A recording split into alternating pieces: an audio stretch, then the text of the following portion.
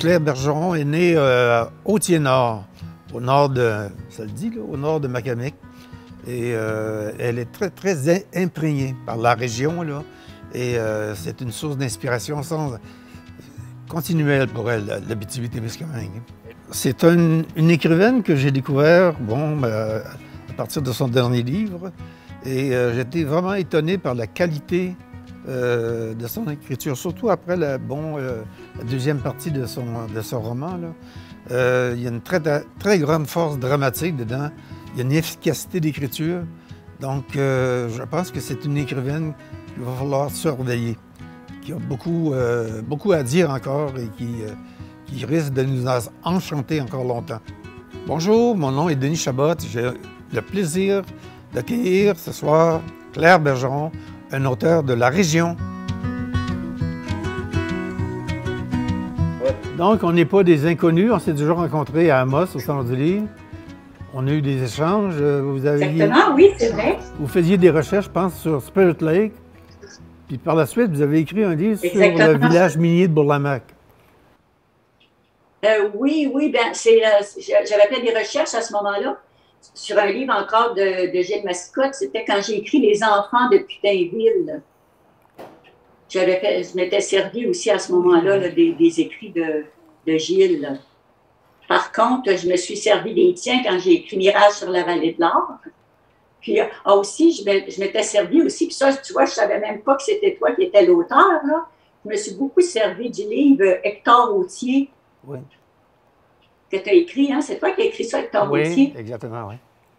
Oui, je m'en suis servi, ça, quand j'ai écrit Quand les femmes étaient des ombres. Oui, oui. J'avais découvert le début des mines en Abitibi. Quand tu fais quand tu écris des livres comme ça, des biographies, tu dois faire énormément de recherches, hein? Tu fouilles les archives. Oui. Comment tu fais? Je me déclare pas historien. Je suis un passionné d'histoire, okay. C'est la nuance. Et étant d'abord et avant tout un écrivain, c'est très, très rare que ça se marie, l'écriture, la littérature et l'histoire. Et ça donne quand même des résultats intéressants, parce que la plupart des ouvrages historiques sont très arides. Ils sont souvent mal décrits aussi, là, tu sais. Oui. Je sais que quand j'avais lu ton livre Val d'Or, quand j'ai écrit Mirage sur la vallée de l'Or, ouais. J'ai trouvé que tu avais souvent beaucoup d'humour, hein, dans tes écrits. Ouais. Tu avais écrit, entre autres, quelque chose que je trouvais vraiment drôle, là, quand tu disais qu'une mine, c'est un trou entouré de voleurs. Je l'ai ramené ça dans mon roman, je trouvais ça très savoureux.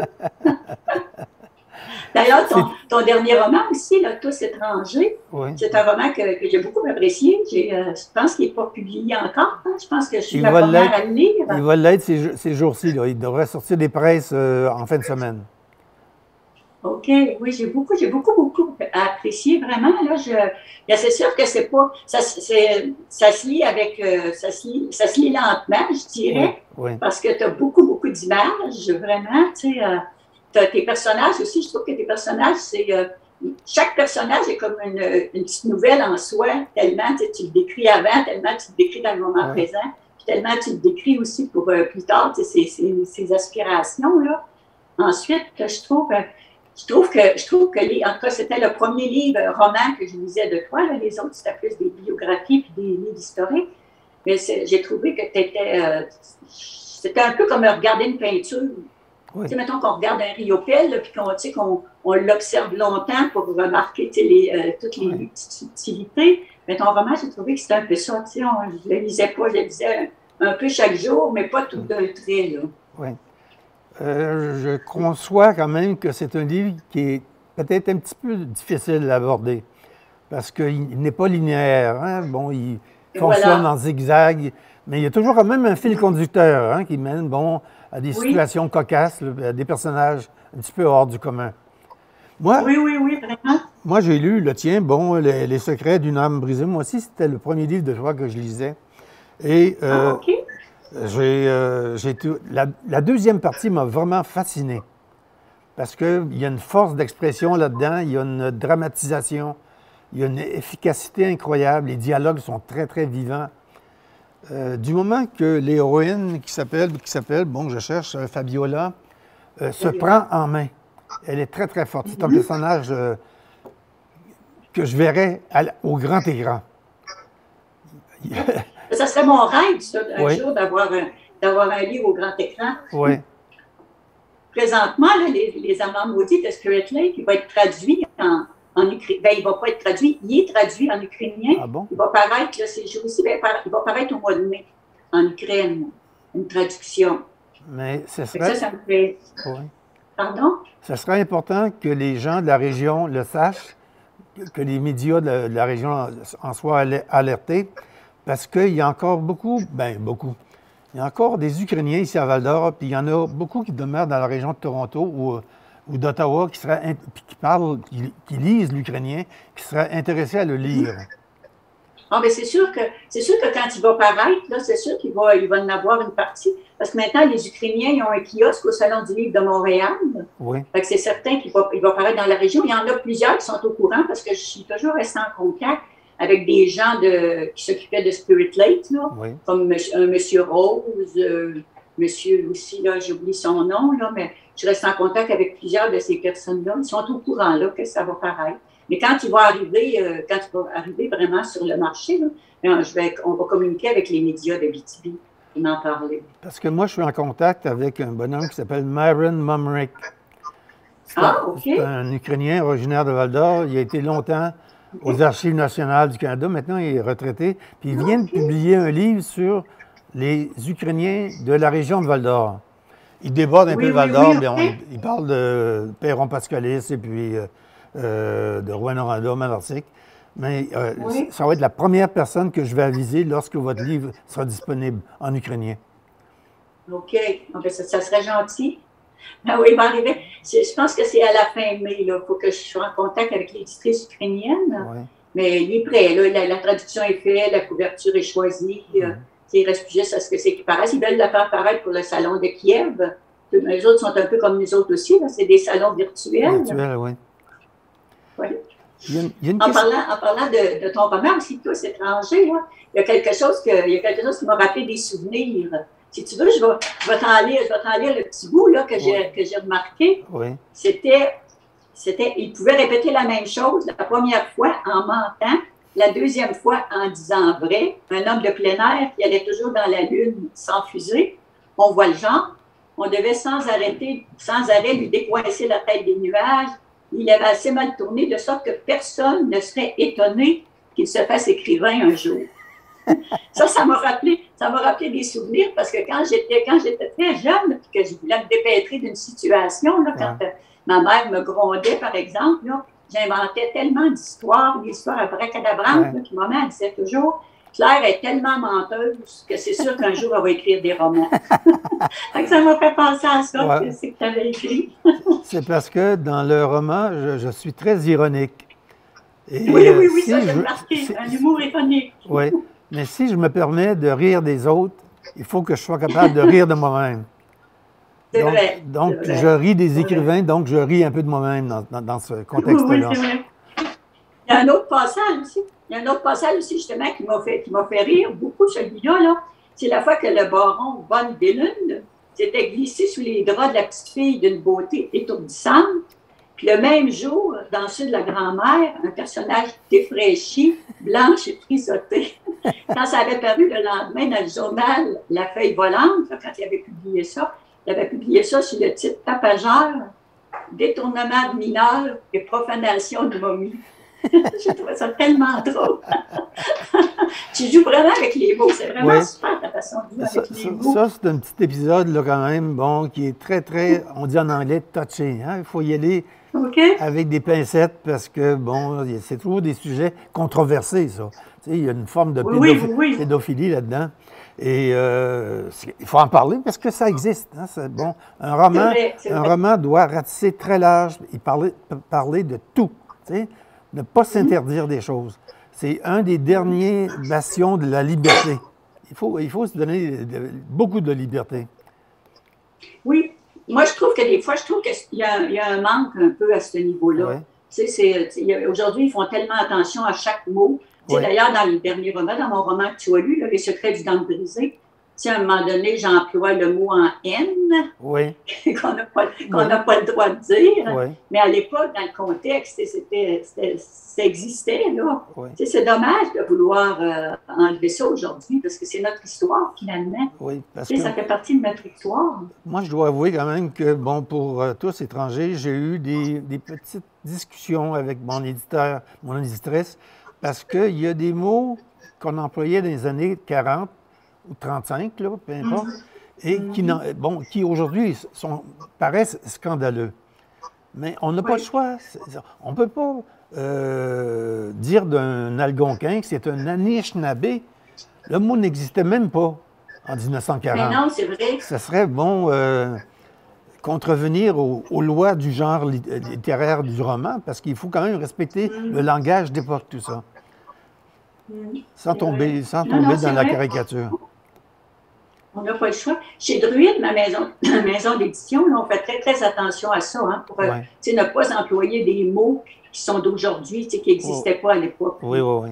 Puis on fait attention aussi, c'est sûr, aux mots qu'il ne faut pas trop utiliser, mais on se permet quand même là, de les utiliser. Là, si on veut écrire sur trame historique, il faut quand même rester fidèle à l'histoire. Hein. Oui. C'est important. Je vous félicite quand même parce que, bon, pour les 4 ou 5 derniers romans, ça se passe toujours en Abitibi, soit à Val-d'Or, à Roc-d'Or ou à Amos, bon, Spirit Lake, Témiscamingue. L'histoire de l'Abitibi est très riche, très diversifiée et dans le domaine littéraire, on l'a à peine exploité. Exactement, c'est vrai. C'est vrai. Mais d'ailleurs, tu dis les 5 derniers, mais les 10 romans sont sur trame historique en Abitibi. Oui. Parce que tu le sais sûrement, je suis native de l'Abitibi. Je suis née en Abitibi. Moi, j'ai quitté l'Abitibi, j'avais 45 ans, fait que je peux dire que j'ai vécu longtemps en Abitibi. Là. Fait que non, c'est très, très important pour moi. Puis je trouve, moi, mon grand-père est arrivé en Abitibi là, au début de la Première Guerre, là, en 1914. Tu sais, ces gens-là, quand on y pense, c'était des géants. Oui. Ça serait comme s'en aller construire au Zimbabwe aujourd'hui. Tu sais, c'était incroyable, s'en aller en Abitibi. Oui. Vous êtes originaire de Macamic, quoi? Oui, moi, je suis née à Hautier-Nord. Oui. Mon grand-père s'est installé à Hautier-Nord, mais j'ai été élevée à Macamic. C'est à Macamic que j'ai passé ma jeunesse. Puis ensuite, quand j'ai été mariée, j'étais à Hautier. Fait que c'est des régions que je connais. Tu sais, au début, j'écrivais surtout dans la région de la Sarre, parce que c'était celle que je connaissais le plus. Là, présentement, je me cherche un sujet là, dans la région de Rouen. C'est la région que je connais le moins. Rouen. Si jamais tu as une idée là, pour... Hey, Denis, moi, je me permets de te tutoyer. Là. Oui, c'est excellent, excellent. On a à peu près le même âge, hein? Oh, on est exactement le même âge, oui, c'est ça. C'est ça, là, je me cherche quelque chose dans la région. C'est ça, quand je commence, mettons, comme quand j'ai commencé à écrire Le secret du dent brisé, là, que tu as lu, à ce moment-là, ce qui m'avait interpellé, c'était Stephen l'Africain, tu sais, qui est arrivé au Témiscamingue. Là, tu sais, lui, il avait connu la guerre de sécession, il a connu l'esclavage. Oui, oui. Puis ça m'avait... Souvent, je parle d'un sujet comme ça, c'est ça qui m'inspire quand j'écris un roman. Là. Il y a une très grande... Oui. Oui, il y a une très grande diversité de personnages, hein, dans ce roman-là. Et l'intrigue est magnifiquement bien ficelée. Oh, merci. Est-ce que vous commencez par travailler sur un canevas, quelque chose, là, tu sais, une dramatisation là, très, très serrée? Disons que quand je commence, là, tu sais, j'ai une idée où je pars, puis j'ai une idée où je veux arriver. Oui, oui. Mais très souvent, en cours de route, là, ma trame change. Les personnages vont changer aussi, là. Est-ce que vos personnages... Des fois, il y a des personnages... Oui. Est-ce que vos personnages vous mènent parfois? Ah oui, oui. Les personnages me mènent vraiment, là. Il est arrivé des fois que le personnage qui devait juste faire une petite apparition dans le roman, qui est devenu un personnage très important. Puis très souvent, là, tu sais, des fois, je me dis, le lecteur peut pas trouver, tu sais, mettons, peut pas résoudre mes énigmes, parce que très souvent, moi, je les résous, même moi, je les résous à la fin, là. Tu sais, des fois, c'est pas la bonne personne, c'est pas la personne que j'avais pensé, des fois, qui finit par commettre un crime, ou, tu sais, des choses comme ça. Fait que non, tu sais, non, je m'amuse beaucoup. Je vis avec mes personnages, mais tu dois connaître ça un peu, aussi, là. On vit avec nos personnages, puis surtout là, avec la pandémie, là, avec ce qui est arrivé avec la pandémie, Ben, c'est certain que nos personnages ils étaient là tout le temps là, parce qu'on ne voyait pas personne d'autre. Depuis, Ça aide pour la solitude. oui. Depuis 2014, vous publiez aux éditions Druide et Oui. sur un rythme très régulier, un roman par année, là, d'après ce que j'ai pu voir. Comment est-ce que vous faites? 450 pages par année? Vous écrivez jour et nuit? Je pense que c'est une passion. Hein? C'est vraiment une passion. Tu sais, je disais tantôt à Bruno, là, moi, je me lève le matin à 5h30, je prends un café, je monte à mon ordinateur, puis là, j'écris. Mais j'écris jamais plus que 3 heures par jour. Ouais. Tu sais, à peu près 2-3 heures par jour. Le reste du temps, ben, je pense tellement à mon intrigue que quand je m'assois devant mon ordinateur, là, ben, à ce moment-là, je sais ce que je vais écrire. C'est pour ça. Non, c'est une passion. Tu sais, quand on est passionné, je pense qu'on ne travaille pas. Hein? Je pense que c'est un plaisir, là, renouvelé chaque jour. Exactement. On est dans une bulle, hein? Effectivement, c'est ça. Oui, vraiment. Vous avez été infirmière dans votre vie. Moi, j'ai été journaliste et puis libraire aussi, mais longtemps journaliste. Oui. Je pense que ça prédispose à être de bons écrivains. Peut-être. Dans la mesure où on s'intéresse aux individus, à des problèmes humains, là, bon, la souffrance, puis bon, tout ça, là, la guérison aussi. Et je pense que ça paraît un petit peu dans votre écriture que vous avez de l'empathie pour les gens. Oui. Mais moi, je dis souvent que c'est les émotions qui m'ont amené à l'écriture. Oui. Moi, ce que j'aime, c'est vraiment plonger dans les émotions de mes personnages. Même les personnages les plus méchants, les plus cruels, là. Oui. Tu sais, j'essaie d'imaginer, c'est plus difficile, mais j'essaie d'imaginer, tu sais, qu'est-ce qui s'est passé, qu'est-ce qu'ils peuvent penser, le chemin qui les mène là, qu'est-ce qui les motive. Sinon, c'est vraiment les émotions. J'aime beaucoup, beaucoup. Puis je pense qu'il y en a beaucoup qui me disent que j'ai le don, là, tu sais, de faire passer les émotions. Exactement, oui. Les personnages sont attachants ou on les déteste. C'est une des clés d'un bon roman, hein? OK, merci, oui. Parce qu'on en garde le souvenir, puis même ça nous revient dans la mémoire, là, ouais. Oui, c'est vrai. Denis, toi, j'ai lu que tu étais allé au séminaire d'Amos. Oui. C'était dans quelle année que tu étais allé au séminaire d'Amos? Ah, bon Dieu, 61. En 61? Dans ces années-là, parce que moi, j'étais au pensionnat Sainte-Marie en Casse. Ah bon? En 61, 62, 63, 64, j'étais au pensionnat Sainte-Marie. Tu sais, on était face à face avec des garçons. Oui, exactement. Moi, j'ai fait 4 années à Amos, et puis les 4 dernières années du cours classique à Rouyn-Noranda. Ouais. Ah, OK. Oui, non, c'est... nous autres, à l'époque, moi, tu sais, j'aurais aimé ça. Moi, ce que j'aurais aimé à l'époque, ça aurait été être médecin, là, plutôt qu'infirmière. Mais tu sais, le cours classique n'existait pas pour les filles en Abitibi. Non. Fait que c'était... pour ça que souvent, dans mes romans, ça revient un thème qui revient régulièrement, là. Tu sais, la place des femmes dans la société. Oui, parce que je trouve avec qu'on raison. Très brûlées, là, de certaine époque.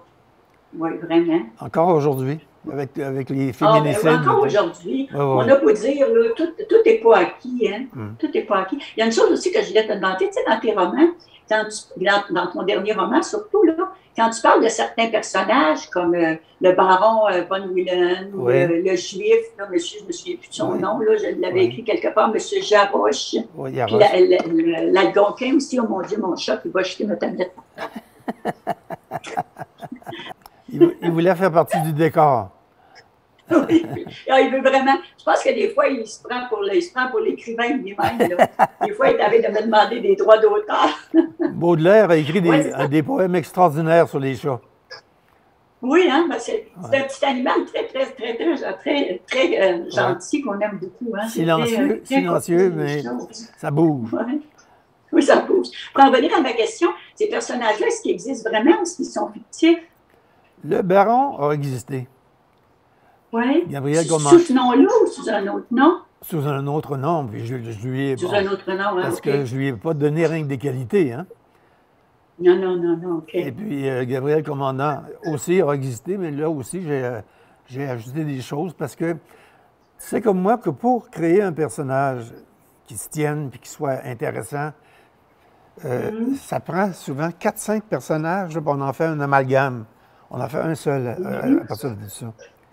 Oui, c'est vrai. Donc, je donne les noms véritables uniquement lorsque le personnage ne fait rien que passer, comme Monseigneur Desmarais. trouvais ça amusant d'en parler. Oui. Ouais. C'est comme moi, dans certains romans, j'ai emmené Hector Routier. J'ai même invité Hector Routier à des mariages. Oui, c'est exactement. des personnages qui nous situent dans le temps, finalement, qui nous mettent à l'époque où les choses se passaient. Ça donne ça beaucoup. Un parfum d'authenticité dans le roman. Là. Oui, voilà. Ça, c'est bien important de faire des recherches avant, là, puis sans que ce soit trop lourd dans le roman. Il ne faut pas que ça sente l'historien là, bon, qui est fier de son savoir. Tu sais. Il faut y aller doucement, tu sais, bon, par fine touche. Oui, je suis tellement d'accord avec toi. C'est vrai qu'il ne faut pas. Tu sais, moi, mettons, quand je veux parler, mettons qu'on est situé, des fois, tu sais, au début du chapitre, là, tu sais, je vais emmener, bon, tu sais, là, c'est la guerre, tu sais, vient de se produire tel événement, tu sais, pour faire venir mes personnages. Puis les longues descriptions non plus, là, tu sais, du contexte historique, je le fais passer à travers l'action des personnages. Tout ça, là, je pense que tu as raison quand tu dis ça, c'est ça qui est important. Sans ça, on va tanner le lecteur. Hein, est-ce que vous travaillez actuellement sur un autre projet? Oui. J'en ai un autre qui va paraître au printemps 2022. Là, actuellement, j'ai un roman qui est presque terminé d'ailleurs, qui va se passer à l'époque où la toute-puissante Église catholique régnait en roi et maître. Oui. Ça va toucher ça surtout, là, comment ça se passait, comment l'Église catholique était liée avec le gouvernement aussi, là, comment les deux travaillaient main dans la main avec des personnages intéressants aussi, là, religieuses, entre autres. Ça va toujours se passer. Ça va se passer encore en Abitibi ou... Oui, ça se passe encore en Abitibi. Ça va se passer cette fois-ci dans la région, plus dans la région de la Sarre. Okay. J'ai situé. Tu sais, moi, mettons, souvent quand j'écris, tu sais, je vais prendre un petit village, mettons, comme là, Sainte-Claire-de-Colombo, par exemple. Oui. Mais tu sais, je vais comme décrire les alentours, mais c'est comme si on était à Sainte-Claire. Sauf que ça ne s'appelle pas comme ça, là. Tu sais, j'ai fait la même chose. Puis tu sais, comme dans Les secrets du Dame brisée, c'est Sutherland City, par exemple, que j'ai fait surgir de terre. Mais il y en avait beaucoup à l'époque, des petits villages comme ça, hein, effectivement. Surtout pour les villes, là. Qui sont complètement disparus, oui. Oui, tu sais, qui naissaient, puis que, tu sais, qui se développaient, puis tu sais, même des fois, ils étaient bien installés, là, tout à coup, tu sais, les gens quittaient. Il y en a même encore, regarde, Joutel, hein, je pense, dans le nord, là. Exactement. Non, c'est des places qui se sont... c'est parce qu'en fait, il y a deux Abitibi sur le plan historique. Il y a l'Abitibi qui longe le transcontinental, de la Sarre à Sainte-Terre. C'était plutôt forestier et agricole. Et l'Abitibi minière, Rouyn-Noranda à Val-d'Or. Et c'est deux mentalités complètement différentes. Dans l'Abitibi minière, la présence de l'Église était beaucoup moins forte. Oui, ça c'est vrai, ça. On le voit quand on écrit sur Val-d'Or, on écrit sur la Sarre ou Amos. Tu sais, Amos, surtout, qui était l'évêché, c'est très, très... Non, c'est vraiment différent. Oui. C'est vrai. Je me souviens quand je t'avais appelé là, pour Mirage sur la vallée de l'Or, tu m'avais dit que déjà à l'époque, les garçons et les filles à l'école ensemble, qu'à Val-d'Or, c'était pas quelque chose qui dérangeait. Alors que dans la région de la Sarre, les filles en 1950 ne fréquentaient pas la même école que les garçons. Non, c'est vrai ça, c'est très, très vrai. C'est très vrai, ça ne s'est pas développé en même temps non plus. Hein? Est-ce qu'à la Sarre, il y a eu... Parce que la Sarre est entourée de villages agricoles. Il y en a plusieurs, hein? Il y en a des dizaines, dans le fond, là, tu sais, le Grand La Sarre, la grande région de la Sarre. Est-ce qu'il y avait un snobisme des gens de la Sarre par rapport aux gens des campagnes? À Amos, ça existait. Non, oui, je me souviens que ça existait à moi, c'est ça, j'allais te dire, là. Tu sais, à moi, je ne sais pas pourquoi, hein, il y avait vraiment un snobisme à moi, hein, même par rapport aux autres villes, même par rapport à la région de la Sarre. Quand je suis allée pensionnaire, là, quand je suis allée au pensionnat, tu sais, je me souviens de ça, oui, il y avait comme une certaine élite à Amos. Mais non, la Sarre, non, là, c'était, les gens se mêlaient, les gens de la campagne, non, il n'y avait pas de différence. Là. En tout cas, moi, j'en ai jamais vu. C'était des régions agricoles, c'était différent. À la Sarre, la rivière La Sarre, justement, traversait le village de La Sarre à l'époque. Puis à un moment donné, il y a eu des débordements, je Je ne sais pas si tu es au courant de tout ça. Oui, oui, des débordements de l'eau était si haute là, qu'elle allait jusqu'aux marches de l'église Saint-André. Oui, oui, j'ai entendu. Ouais. Je pense que le prêtre avait fait faire une neuvaine là, pour pas que l'eau rentre dans l'église. Oui, Ben, moi, ça me dit quelque chose. Ça s'intègre bien dans un roman, ça. Oui, ça irait bien, oui, c'est vrai. Moi, j'ai toujours voulu être écrivain depuis peut-être l'âge de 7-8 ans, depuis que j'étais abonné justement ici à la bibliothèque municipale. Et je ne savais pas comment m'y prendre. J'avais lu un roman de Germaine Guévremont qui s'appelait Marie Didas. J'avais trouvé ça tellement prenant, tellement beau. J'étais allé avec ma voiture dans le bout de Sorel, puis il y avait, bon, le Chenal du Moine, tout ça. Bon, j'avais reconnu tous les endroits dont elle parlait dans ses romans. Je suis revenu ici à Val-d'Or et je me suis dit, il y a une façon d'écrire des romans, c'est d'abord connaître son terreau, hein, son territoire. Tu sais. Exactement. Puis exactement. Non, moi, je suis entièrement d'accord avec ça. Moi aussi, l'Abitibi, j'ai 10 romans d'écrits, puis même le 11e, ça se passe aussi en Abitibi. Non, pour moi, c'est très, très important. C'est les gens que je connais, c'est la mentalité que je connais. Ouais. Tu sais, l'âme de ces gens-là, on dirait qu'on l'a, hein, c'est vraiment, vraiment présent. Fait que non, pour moi, c'est très important de faire connaître ma région. Tu sais, j'avais écrit un roman, un moment donné, qui avait paru en France. Puis il y avait quelqu'un qui m'avait demandé s'il y avait un aéroport dans Macamiec, parce que, tu sais, j'avais vu ça dans le roman. Tu sais, ça fait connaître, là, tu sais, ça fait connaître notre région, puis on l'aime. Même moi, j'habite à Laval maintenant, là, depuis plusieurs années, mais ça reste que le cœur reste en Abitibi. Pour moi, c'est très, très, très important. Et on peut écrire... C'est super intéressant de parler avec toi. J'espère qu'on va rester en contact. Oui. Tu connais beaucoup de choses en Abitibi, puis moi, j'ai souvent des questions. Là, des fois, ça me gênait de t'appeler, là, mais je pense qu'on va rester en contact, d'accord?